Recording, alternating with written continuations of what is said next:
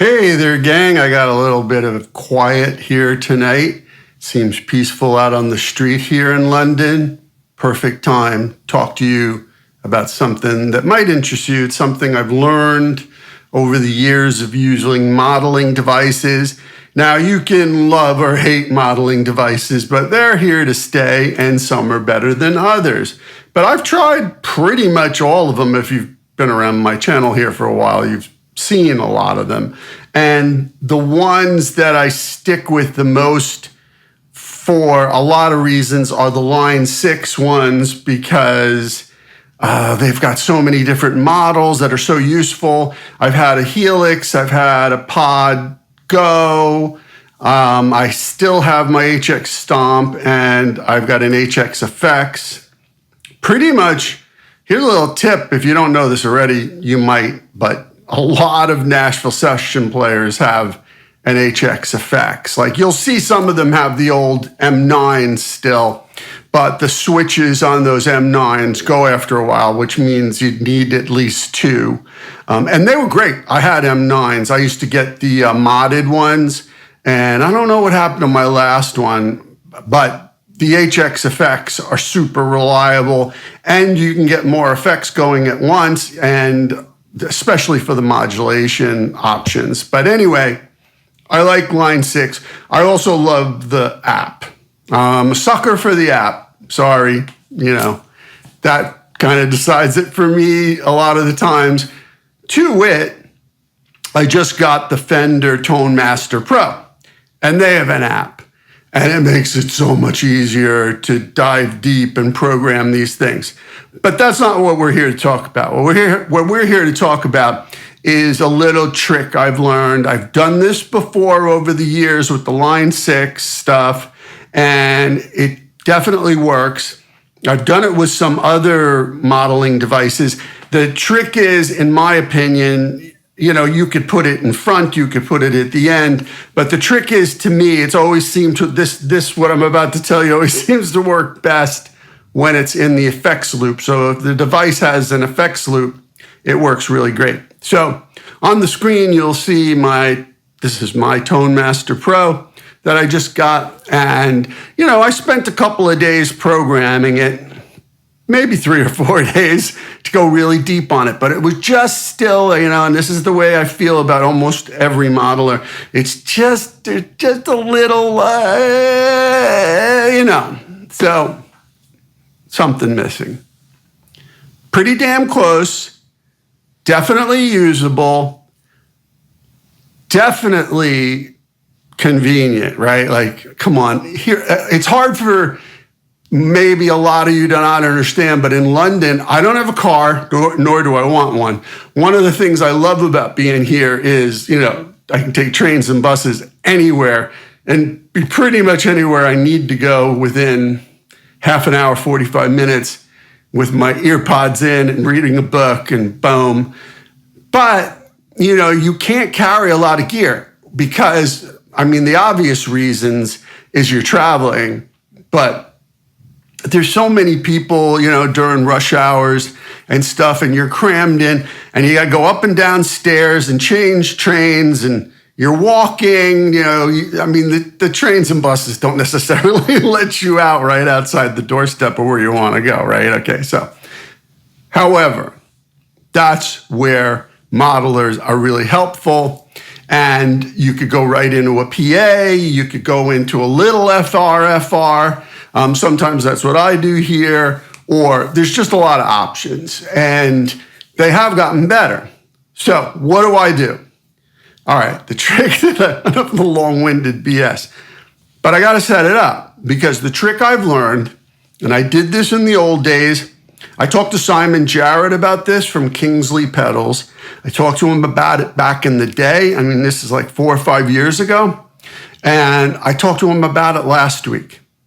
And then I had a conversation with Johnny Brelliot of Brelliot Amps here in the UK. With all this tariff stuff going on, I love Simon Jarrett. I love Kingsley. I've had a lot of the stuff.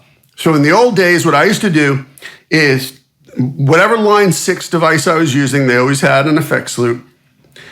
after the amp. Yes, you could put it before, but to me, this is part of my tip.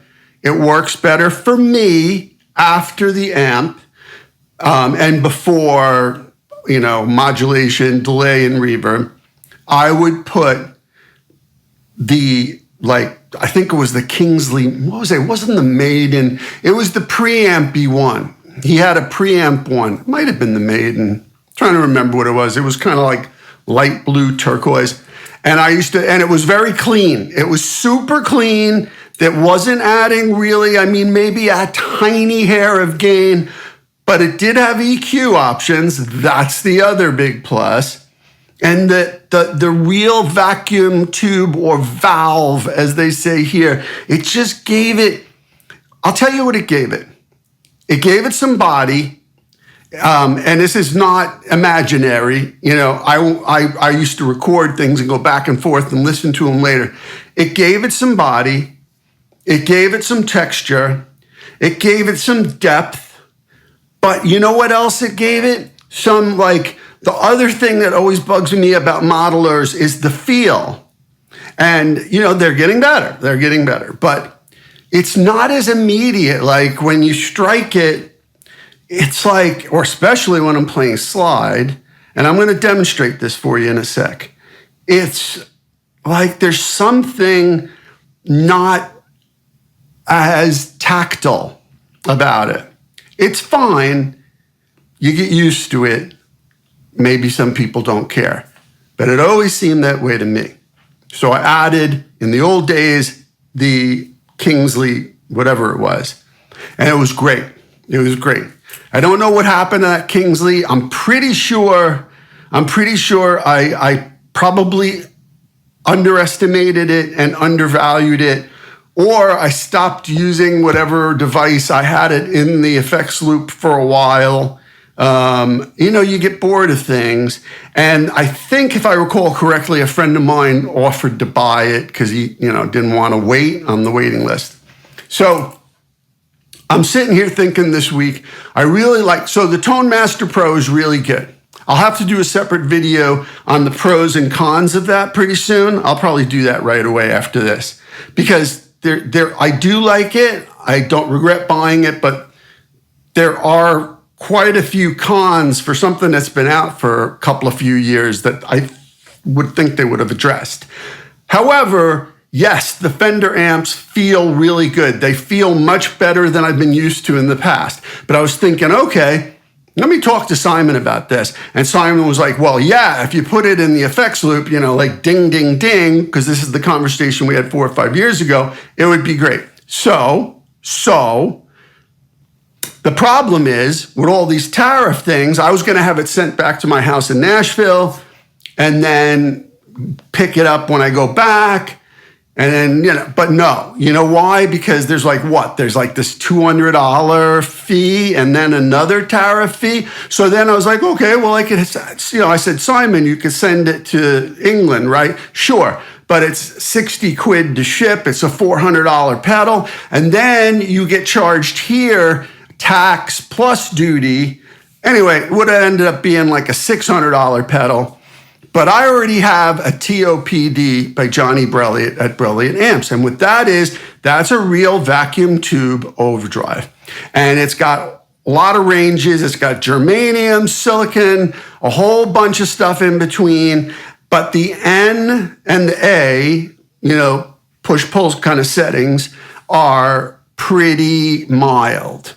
So if I turned the gain all the way down and the volume all the way up, that was pretty close. And I was like, oh, wow. And you're going to hear this in a second. So I said to Johnny, I said, can you make me a low gain version of this? Because even with the gain all the way down, because that's what the TOPD, it's a distortion pedal. So I said, can you make me a low gain version? And I told him what I was doing. He's like, done. And he had it to me within 2 days. It's a thing of beauty. You'll see it on the board right here. This is the board that I run in my effects loop. Besides the TOPD, I run the rest of those pedals. It was funny because I was explaining this to the kid who works at the club, who I didn't know he's a guitar player. And he's like, he wanted to talk to me about fractals and all this other stuff. And I was like, dude, I got to go, but okay. And he was shocked. He's like, what do you mean you're running other pedals if you've got one of these modelers? And I said, well, there's certain things you can't model, right? And that's the Platosk stuff, the Drolo stuff, and like the Red Panda stuff. There's other things, the butterfly effects, Dabo. You can't model these things. They're impossible. They're geniuses of engineering.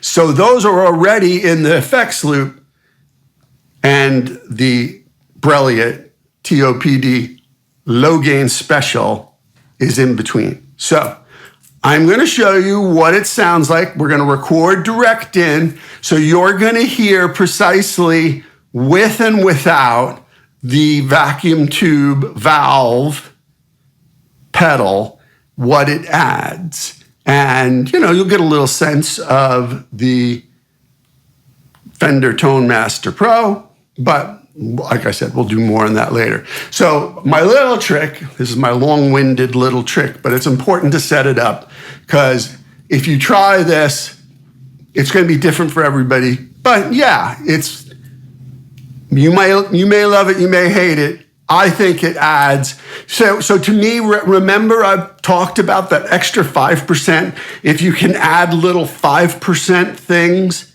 in your chain or while you're recording, right? That's what it's all about. It's 5% here, 5% there, 5% over here, 5% here. It really, it adds up. So, and not just 5 by 5 by 5. It just adds up. It makes the aural spectrum bigger, and it's better. So let's hear it. All right, let's hear it. And then I'll do a video about the Tone Master Pro. And that one will be shorter, because I'm just going to talk about what I like and what I don't like. All right, here we go. All right, enough of this. Conveniently, I've set up the Tone Master Pro with a loop that I can turn on and off. So it'll be really easy. I don't even have to reach over and turn on the pedal board. Here we go. This will be without the Brilliant tube pedal.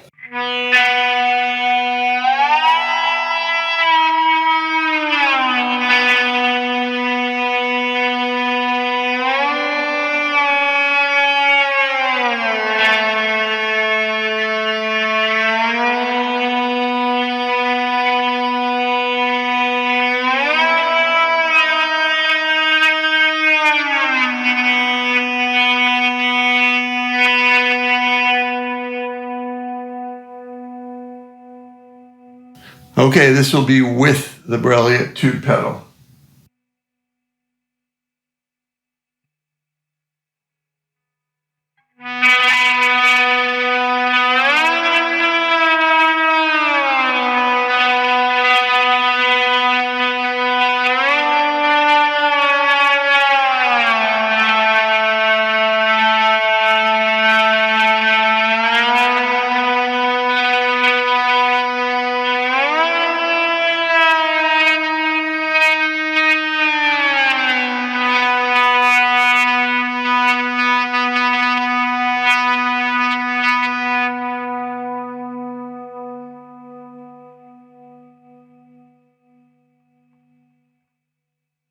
Right, so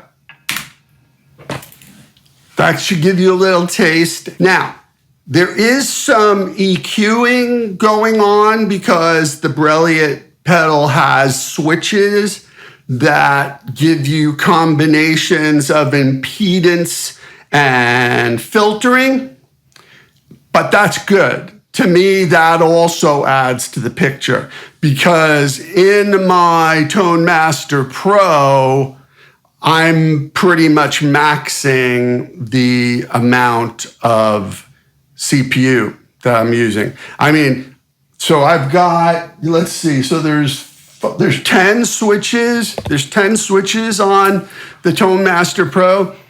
I have 10 pedals, or 10 software pedals, plugins, if you will, programmed to those. 2 are on one switch because their vibe, their univibe, even when dimed volume-wise, it still comes in pretty low. So I added a boost that comes in with it. So it's actually 11 pedals on the 10 switches, plus 5 or 6 always on, including 2 reverbs in parallel. So I'm maxing the CPU. So there's no, option for me to add more EQ. But there again, the type of EQ that's added by the Brilliant and the feel of it, like I felt more like a better attack. Like I could feel the tactile approach in my fingers improved with the Brilliant on.